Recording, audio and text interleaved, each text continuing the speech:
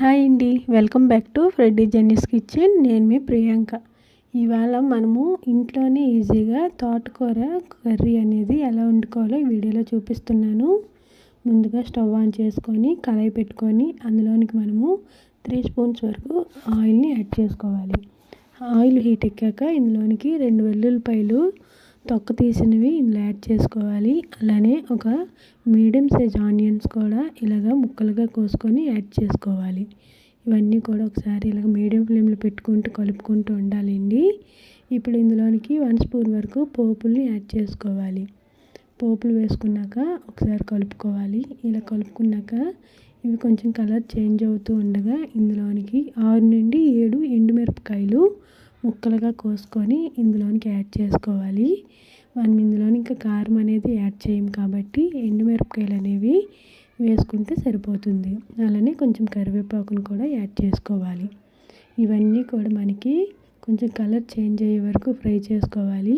అప్పుడు మనము కడిగి పక్కన పెట్టుకొని ముక్కలు కోసుకున్న తోటకూర అనేది ఇందులో యాడ్ చేసుకోవాలి. ఇలాగ తోటకూర అంతా కూడా నేను ఇక్కడ 2 పెద్ద కట్టలు అనేవి ఇందులో యాడ్ చేశానండి. అవి ఇలా ముక్కలుగా కోసుకొని ఇందులో యాడ్ చేస్తున్నాను. తోటకూర అంతా కూడా చూసారు కదా ఎంత ఫ్రెష్గా ఉందో. మనము తోటకూర ఫ్రెష్గా ఉన్నప్పుడు వండుకుంటేనే దాని టేస్ట్ చాలా బాగుంటుంది. మార్కెట్ నుంచి తెచ్చిన వెంటనే తోటకూర వండుకున్నట్లయితే దాని టేస్ట్ చాలా బాగుంటుంది.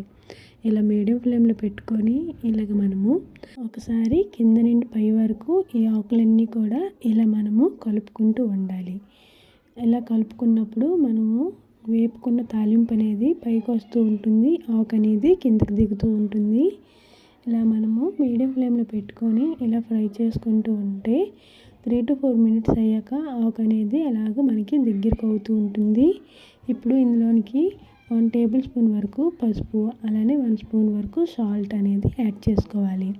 ఇవి 2 వేసుకున్నాక ఒకసారి ఇదంతా కూడా ఇలా బాగా కలుపుకోవాలండి. ఇందులో మనము వాటర్ అనేది యాడ్ చేయడం అవసరం లేదు. ఇందులో ఉన్న వాటర్ అనేది మనకి సరిపోతుంది. ఇదంతా దగ్గరికి అవుతున్నప్పుడు ఇందులోనికి మనము ఒక పెద్ద సైజ్ టమాటాను కూడా యాడ్ చేయాలి. టమాటా వేయడం వల్ల మనకి ఈ తోటకూర అనేది కొంచెం ముద్దగా వస్తుంది. రైస్లోకి మనకి కలుపుకోవడానికి బాగుంటుంది. మరి డ్రైగా కాకుండా ఇక్కడ మనకి ముద్దగా రావడానికి తోటకూర అనేది వీడియోలో చూపిస్తున్నానండి. ఇలా మీడియం ఫ్లేమ్లో పెట్టుకొని 6 to 7 మినిట్స్ అయ్యాక టమాటా యాడ్ చేసుకోవాలి. టమాటా వేసుకున్నాక ఇలా కలుపుకుంటూ ఉండగా టమాటా అంతా కూడా మగ్గే వరకు మనం కలుపుకుంటూ ఉండాలి. ఇది మనము మాటికి కలుపుకుంటూ ఉండాలండి, అడుగంటకుండా. ఇలా కలుపుకున్నాక చూసారు కదా మనం కళాయి నింపుగా వేసుకున్న తోటకూర అనేది మనకి ఎంత కిందకి అయిపోయిందో.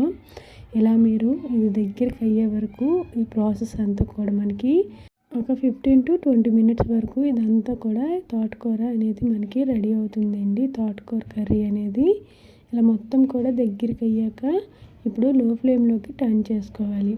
లో ఫ్లేమ్లోకి టర్న్ చేసుకొని 3 to 4 మినిట్స్ ఉంచినట్లయితే మనకి ఈ తోటకూరలో ఉన్న వాటర్ అనేది అంతా ఇంకిపోవాలండి.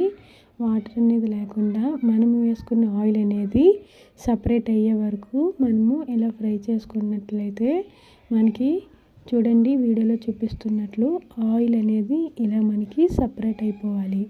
చుట్టూ కూడా ఆయిల్ అనేది పైకి తేలినప్పుడు మనకి ఈ తోటకూర కర్రీ అనేది మనకి పర్ఫెక్ట్గా రెడీ అయిపోయినట్లేనండి. ఈ స్టేజ్లో మనము స్టవ్ ఆఫ్ చేసుకొని వేడివేడిగా రైస్లో కలుపుకొని తింటే చాలా బాగుంటుంది.